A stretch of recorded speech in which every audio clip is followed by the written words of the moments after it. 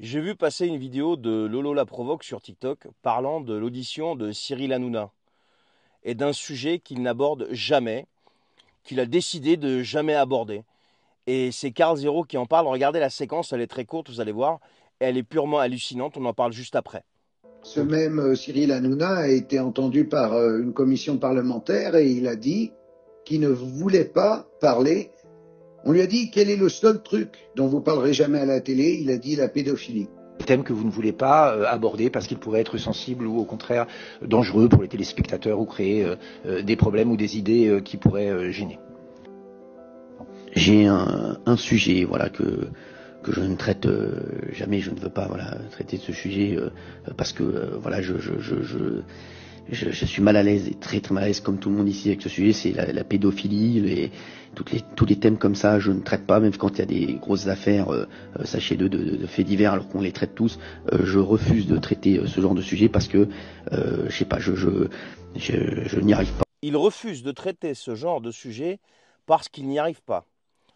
J'ai rien personnellement contre lui ou quoi que ce soit, je m'en fous royalement, que ce soit TPMP ou de ce qu'il fait pas.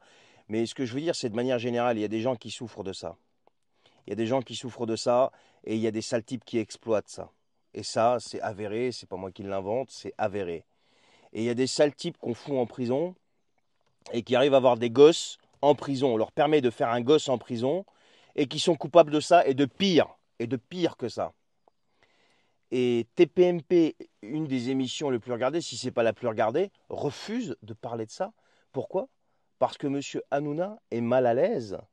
Mais qu'est-ce que c'est que cette histoire-là? À qui on va essayer de faire croire ça, en fait? Quel est le moujon qui va croire une chose pareille? Tout ça parce qu'il est mal à l'aise? Non, non, c'est pas parce qu'il est mal à l'aise, c'est parce que je suis intimement persuadé qu'on lui intime l'ordre de ne pas évoquer ces sujets-là. Et ça, c'est dégueulasse. Ça, c'est vraiment dégueulasse. Et c'est surtout dégueulasse pour les victimes. Parce que les victimes et les familles de victimes, elles aimeraient bien, je suis persuadé, qu'on mette en lumière toutes ces ordures, parce qu'il n'y a pas d'autre mot, et encore là, je reste mesuré dans mes propos, parce que en privé, je suis beaucoup plus virulent que ça. Les familles aimeraient bien que toutes ces pourritures, que toutes ces ordures soient exposées, qu'on sache ce qui se passe. Parce que jusqu'à preuve du contraire, et jusqu'à aujourd'hui, il y en a qui sont à des postes aujourd'hui très importants et payés par le contribuable français.